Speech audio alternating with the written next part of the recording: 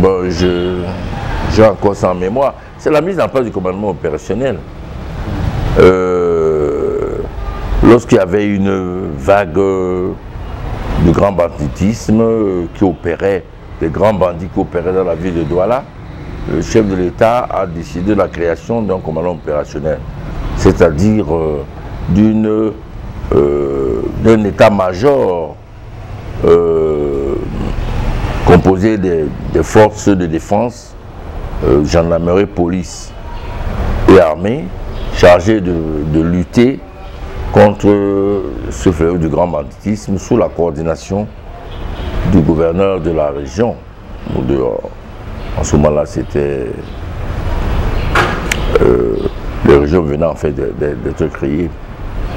Et c'est ce commandant opérationnel qui était là et qui a été en réalité le point de départ d'exactions multiples, non justifiées vis-à-vis de certains Camerounais qui sont retrouvés dans les mailles de ces éléments-là, dont les malheureux 9 disparus de Bépanda.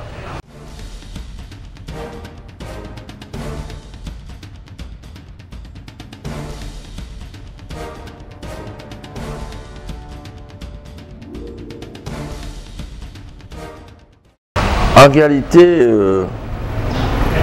l'histoire de cette affaire part d'un quartier, le quartier Bépanda, où vit une jeune fille qui a une relation particulière avec un colonel de l'armée. Bon, dans le quartier, il a quelques différends avec les jeunes du quartier, bon, qui snob un peu, et qui de temps en temps lui crée quelques petites misères. À un moment donné, sa bouteille de gaz disparaît. Elle est volée en fait. Et elle va donc se plaindre chez sa connaissance, le colonel de l'armée, qui va organiser une opération punitive dans le quartier en venant arrêter 9 jeunes gars qu'elle aurait, je mets au conditionnel, au préalable pointé comme une bande qui devrait être responsable du vol de sa bouteille de gaz. Voilà comment démarre l'affaire de Bépanda. Un beau matin, très tôt le matin, les éléments de force de défense arrivent dans le quartier et embarquent ces 9 jeunes gens. Le journaliste Fomekon du Messager est informé, il va donc sur place et commence à enquêter.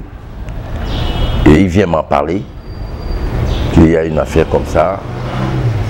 Et je lui dis, bon, on va essayer de s'organiser pour que ces jeunes gens échappent à la justice expéditive de ce commandement opérationnel.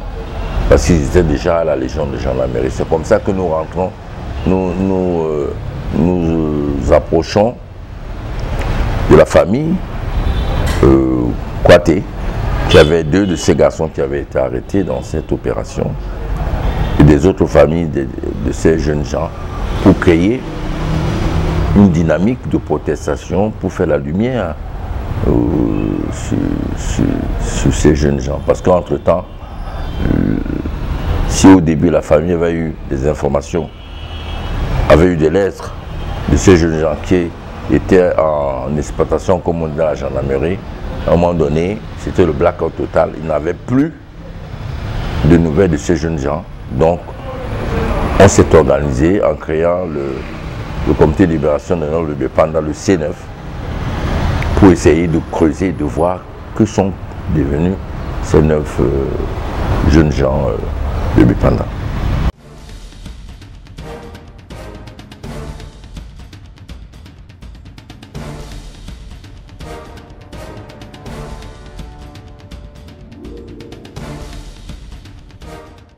De ce qu'on sait pratiquement maintenant, c'est que ces jeunes ont été victimes un peu du fait du hasard. À un moment donné, les exactions du commandant opérationnel ont été si multiples. On commençait à défrayer la chronique, la population a commencé à s'inquiéter parce qu'il y avait la disparition bizarre des jeunes du quartier qui n'étaient pas nécessairement des grands bandits. L'opinion internationale s'y est mêlée. Et je pense que le chef d'État a donc pris la décision progressive de progressivement diminuer les opérations de commandement opérationnel et d'arrêter en réalité cette procédure de commandement opérationnel. Il a fallu donc se préparer à cela. Et le responsable de ce commandement opérationnel, qui était aujourd'hui le général de brigade Paille, a donc décidé de vider un peu les cellules du commandement opérationnel. Quand je dis vider, ça peut vouloir dire élargir les gens qui étaient dans la cellule. Malheureusement, ça a été aussi en finir avec eux.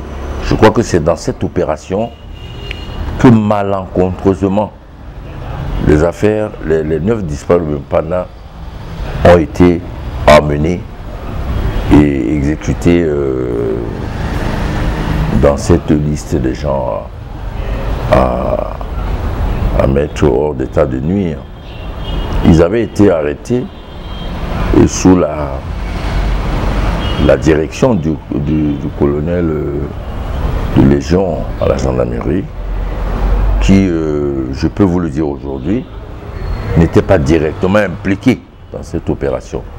Celui qui dirigeait le commandement opérationnel, c'était l'actuel général Paille.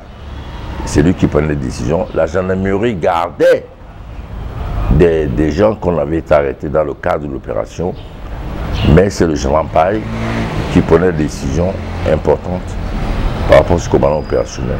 Donc on a eu l'information, je peux vous le dire, on a pu recouper, on a rencontré des éléments sous anonymat de ce commandement opérationnel qui nous ont certifié que ces jeunes gens ont été exécutés.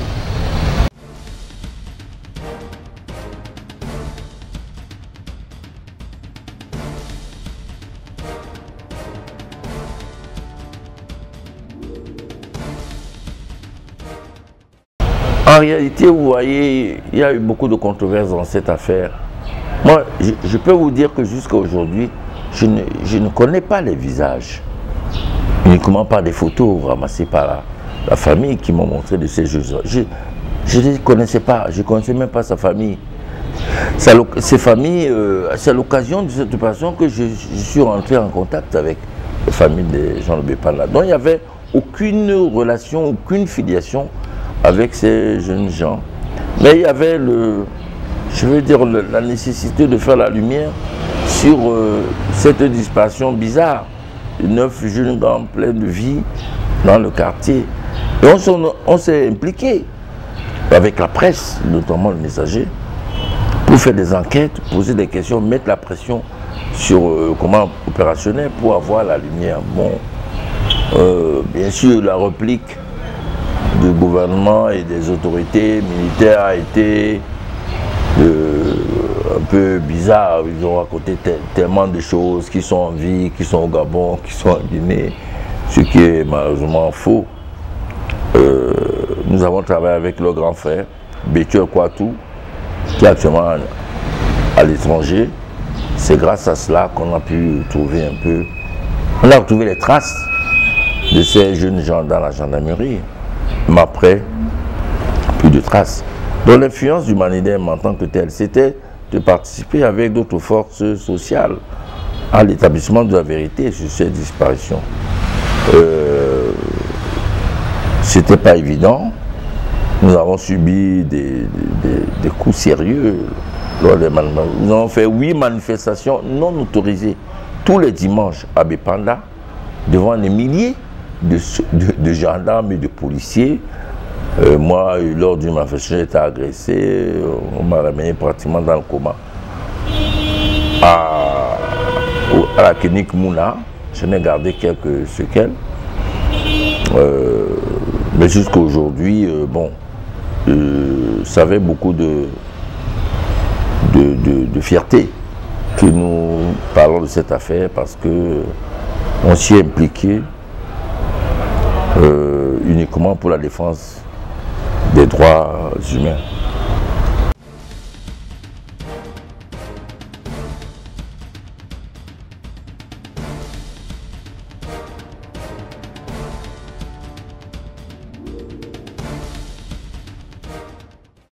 non, ben, je m'y attendais, vous savez, mais ça fait partie de mon combat, vous savez. Moi, je ne suis pas ceux-là qui s'engagent contre un régime tel que celui du RDPC d'Ahidjo, puisque je me suis engagé en politique en 1973, sans avoir à l'esprit que, bon, il y a quand même des risques sérieux qu'on prend quand on s'engage à lutter contre les pratiques illégales, inhumaines, des régimes totalitaires, comme ça a été le cas à Ahidjo, comme ça a été le cas au début du régime de Paul Biya. Nous nous attendions à des représailles sérieuses. Moi, je n'ai pas été surpris de la violence de forces de défense lors de ces manifestations parce que on était en train de toucher un point essentiel, c'est-à-dire la défense de la liberté des citoyens dans un régime autoritaire. Je n'ai pas été non plus surpris par mon arrestation en 90 avec les Yordons, parce que, bon, on bravait l'État, on bravait la force publique, donc on s'y attendait plus ou moins. Bon, ça ne m'a pas beaucoup surpris, mais ça fait partie de l'engagement politique dans lequel on s'est mis, qui a beaucoup de passion, mais aussi certainement des coups qu'on reçoit. Mais bon, quand on regarde ceux qui nous ont précédés, les Wandi, Moumi et consorts, qui ont payé de leur vie, bon, ce que nous avons eu, c'est du pipi de chat.